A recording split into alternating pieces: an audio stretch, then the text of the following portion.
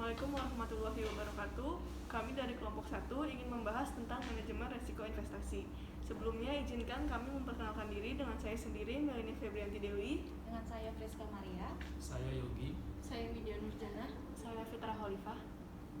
Untuk materi manajemen resiko investasi sendiri, kelompok kami akan membahas 5 poin utama, yaitu yang pertama, apa itu investasi dan apa itu resiko. Yang kedua, tujuan investasi. Yang ketiga, apa itu manajemen resiko investasi dan tujuannya. Yang keempat, cara pengukuran manajemen resiko. Dan yang kelima, metode dalam manajemen resiko. Yang setiap poinnya akan dijelaskan oleh tiap member dari kelompok kami. Investasi merupakan penanaman dana yang dilakukan oleh suatu perusahaan ke dalam suatu aset dengan harapan memperoleh pendapatan di masa yang akan datang. Dilihat dari jangka waktunya, investasi dapat dibagi 3, yaitu jangka pendek, menengah, dan investasi jangka panjang. Dilihat dari jenis aktivanya, ada investasi aktiva real dan non-real. Yang dimaksud investasi real yaitu tanah, bangunan, mesin, dan peralatan-peralatan. Sedangkan non-real yaitu investasi ke surat-surat berharga. Risiko bisa diartikan sebagai kenyataan yang tidak sesuai dengan apa yang kita harapkan. Jadi, setiap jenis investasi pastinya memiliki risiko, termasuk juga jika kalian memilih bunga deposito sebagai investasi. Risiko investasi berarti kita menganalisa kemungkinan tidak tercapainya hasil atau keuntungan yang diharapkan. Apa saja risiko yang terkandung dalam suatu aset investasi? Di antaranya ada risiko suku bunga.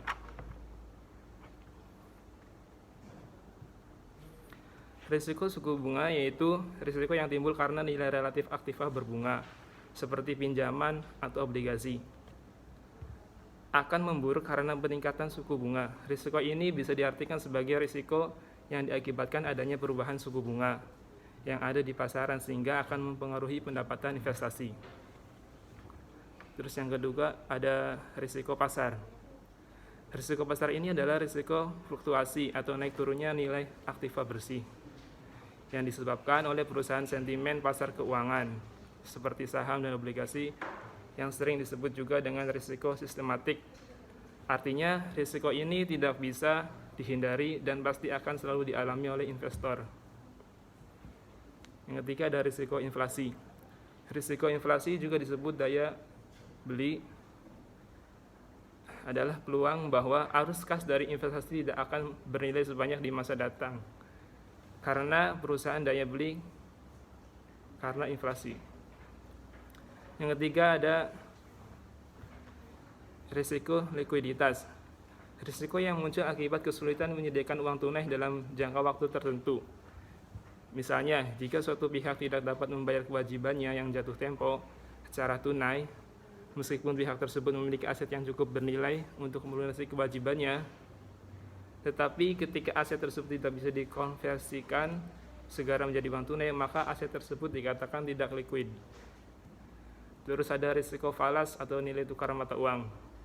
Risiko valuta asing atau falas adalah risiko yang disebabkan oleh perubahan kurs valuta asing di pasaran yang tidak sesuai dengan yang diharapkan, terutama pada saat dikonversikan dengan mata uang domestik. Baik, untuk materi selanjutnya, tujuan investasi.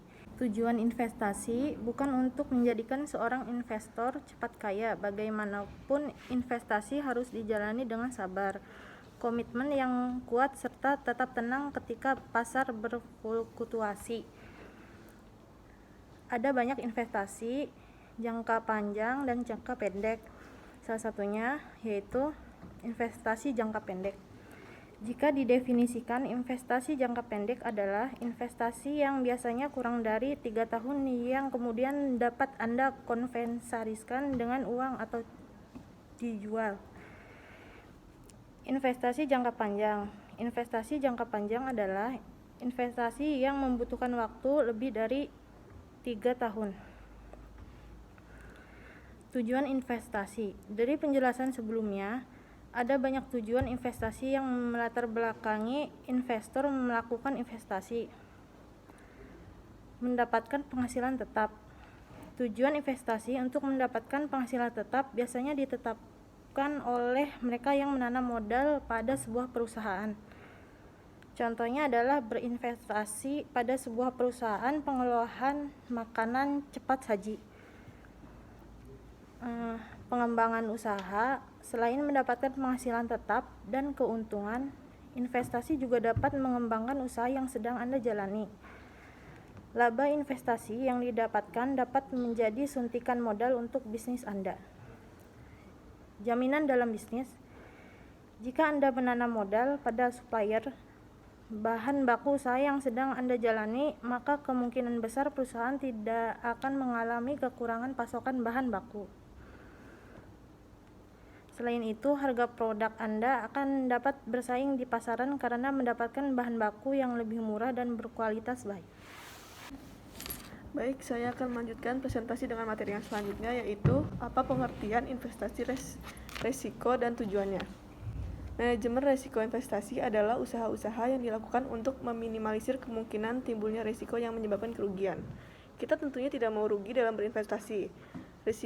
Resiko memang tidak dapat dihindari, namun bukan berarti tidak bisa diantisipasi. Dengan memahami resiko, kita akan tahu apa yang sebaiknya kita lakukan kalau portofolio investasi sedang merah. Berikut 5 hal yang bisa kita lakukan untuk mengendalikan resiko kerugian, agar uang yang diinvestasikan tidak hilang. Yang pertama yaitu pergunakan uang dingin. Jangan pernah berinvestasi dengan mempergunakan uang dapur, apalagi berhutang. Pastikan kamu memiliki cash flow yang positif dan memiliki dana darurat sebelum memulai investasi. Dengan demikian, kamu tidak akan mudah terjebak dengan investasi yang salah. Yang kedua, berinvestasi sejauh isi dompet. Investasi tidak selalu menyehatkan, apalagi kalau dilakukan berlebihan dan menyita pikiran. Kalau kita sudah tidak bisa tidur karena investasi yang dilakukan, sebaiknya berhenti dahulu karena investasi sudah menjadi hal yang gak sehat. Yang ketiga, perpanjangan waktu investasi. Beberapa instrumen investasi akan memiliki fluktuasi yang tinggi dalam jangka pendek, namun memiliki tren meningkat untuk investasi jangka panjang. Untuk itu, kita perlu menyesuaikan apakah instrumen investasi pilihan kita bisa digunakan untuk investasi jangka pendek, jangka menengah, atau jangka panjang. Yang keempat, diversifikasi. Penjelasan paling mudah tentang diversifikasi adalah tidak menaruh uang kita ke satu jenis investasi saja untuk meminimalisir resiko di satu jenis instrumen investasi. Yang kelima adalah top up. Salah satu cara manajemen resiko investasi yang sering menuai pro dan kontra adalah top up, atau menambah porsi investasi pada saat portofolio investasi sedang merah atau merugi. Sebelum melakukan top up, pastikan dulu kita memahami analisa fundamental. Misalnya dalam investasi saham, kita tahu berapa nilai wajar dalam saham sebuah perusahaan, bagaimana kinerja perusahaan tersebut, sehingga kita juga tahu arah pergerakan sahamnya dalam jangka panjang. Jadi apabila sebuah perusahaan memiliki fundamental yang baik, tapi karena suatu hal harga sahamnya sedang turun, maka kebijakan untuk top up adalah langkah yang benar, karena kita tahu harganya bakal naik dan harga sekarang adalah harga diskon. Tujuan mempelajari manajemen resiko adalah untuk memahami resiko sehingga mempunyai bahan pertimbangan dalam evaluasi dan keputusan bisnis, memahami cara meningkatkan produktivitas dan keuntungan, dan dapat menghitung dan mengestimasi biaya. Baik, saya akan melanjutkan materi selanjutnya, yaitu tentang pengukuran manajemen risiko. Apa yang dimaksud dengan pengukuran manajemen risiko? Yaitu adalah usaha untuk mengetahui besar kecilnya risiko yang akan terjadi. Hal ini dilakukan untuk melihat tinggi rendahnya risiko yang terhadap perusahaan, kemudian dapat mengetahui dampak risiko tersebut terhadap perusahaan, sehingga dapat memprioritaskan risiko mana yang akan lebih relevan. Tekniknya yaitu yang pertama, pengukuran risiko dengan distribusi probabilitas kemungkinan. Digunakan sebagai gambaran kualitatif dari peluang atau frekuensi kemungkinan dari kejadian atau hasil yang spesifik. Diukur dengan rasio dari kejadian atau hasil yang spesifik terhadap jumlah kemungkinan kejadian atau hasil. Yang kedua, nasional risiko diukur berdasarkan nilai exposure objek yang rentan terhadap risiko. Contohnya, pengukuran risiko kredit dengan metode nasional. Jika perusahaan meminjamkan uang kepada pihak lain senilai 2 miliar rupiah, maka besarnya risiko kredit berdasarkan pendekatan nasional adalah 2 miliar. Yang ketiga, sensitivitas risiko. Diukur berdasarkan seberapa sensitif suatu exposure objek yang rentan terhadap risiko, terhadap perubahan faktor penentu. Contohnya, risiko aset keuangan atau sekuritas yang diukur berdasarkan sensitivitas tingkat pengembalian return aset yang bersangkutan terhadap perubahan tingkat pengembalian pasar. Ukuran ini dikenal sebagai beta pasar. Yang selanjutnya, volatilitas risiko diukur berdasarkan seberapa besar nilai exposure objek yang rentan terhadap risiko berfluktuasi tidak tetap.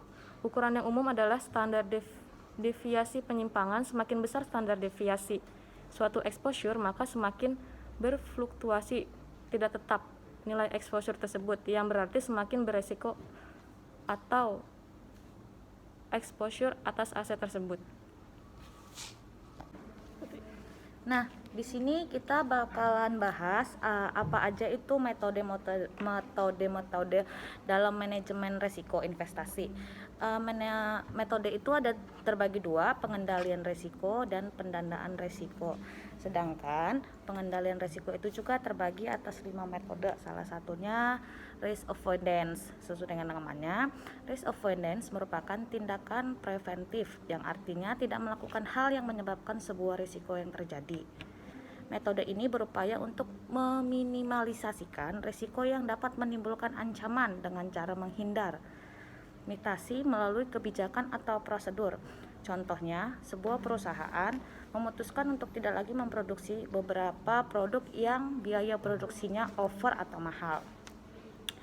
Yang kedua, ada metode segregation, yaitu memisahkan orang-orang atau barang-barang yang dapat menyebabkan kerugian. Misalnya, menempatkan dana untuk investasi di berbagai produk daripada di sarana satu investasi. Yang ketiga, ada loss prevention, yaitu mengendalikan kerugian dengan cara melakukan pencegahan kerugian. Misalnya, merawat mobil secara berkala dapat mengurangi peluang terjadinya risiko kecelakaan atau kegagalan sistem mekanik. Yang keempat, ada loss reduction, yaitu mengendalikan kerugian dengan cara melakukan pencegahan kerugian. Misalnya,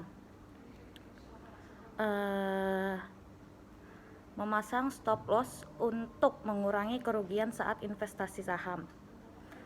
Yang terakhir, non-insurance transfer, yaitu memindahkan risiko kepada pihak lain dengan tanpa menggunakan kontak asuransi. Misalnya, ada seorang pebisnis yang memiliki utang dalam mata uang US atau mata uang negara lain. Pebisnis tersebut melakukan perjanjian dengan bank untuk membeli US dalam jumlah rupiah dengan nominal jumlah, tanggal, dan harga yang telah disepakati di tanggal yang mereka melakukan kontrak. Metode yang kedua yaitu ada metode pendanaan risiko.